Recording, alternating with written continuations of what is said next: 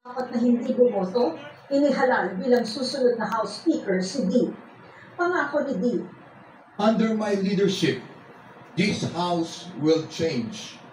I will not defend the guilty, and I will not shield the corrupt.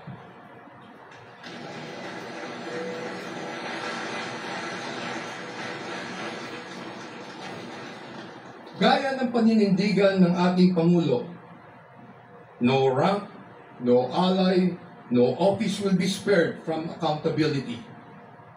We must strengthen the Oversight Committee and fully cooperate with the Independent Commission of Infrastructure. Our duty is not to protect each other. Our duty is to protect the Filipino people. At ang kanyang panawagan sa taong bayan, ako na ho ang unang magsasabi sa ating mga kababayan. Meron po kaming pagkukulang. Kami po ay nagpapakumbaba sa inyo. Nakikiusap po kami na sana bigyan nyo kami ng pagkakataong ituwid ang mga maling kalakaran at linisin ang aming hanay. Nakikiusap po kami na bigyan nyo pa kami ng tsansang makuha muli ang inyong pong tiwala. bago ang botohan ngayong araw, kagabi pa lang ay nagtatanggal na ng gamit sa tanggapan ng speaker, kabilang ang nameplate ni Romualdez. Ngayong hapon, halos tapos na ang pagbakante sa opisina bago ito gamitin ni bagong Speaker D.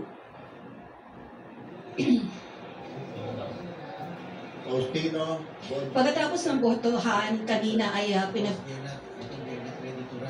Pagkatapos ng botohan ay pinagtibay ng Kamara ang isang resolusyon para kilalanin ang liderato at kontribusyon ni Romualdez sa lehislatura at sa public service. Ang sumunod naman dito ay ang pag-adjourn ng sesyon.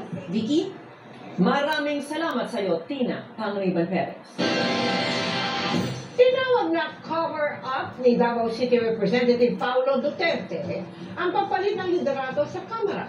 Aligasyon niya, pinili si bagong House Speaker Faustino D. III ng anak ng Pangulo at kapartido nitong si Congressman Sandro Marcos.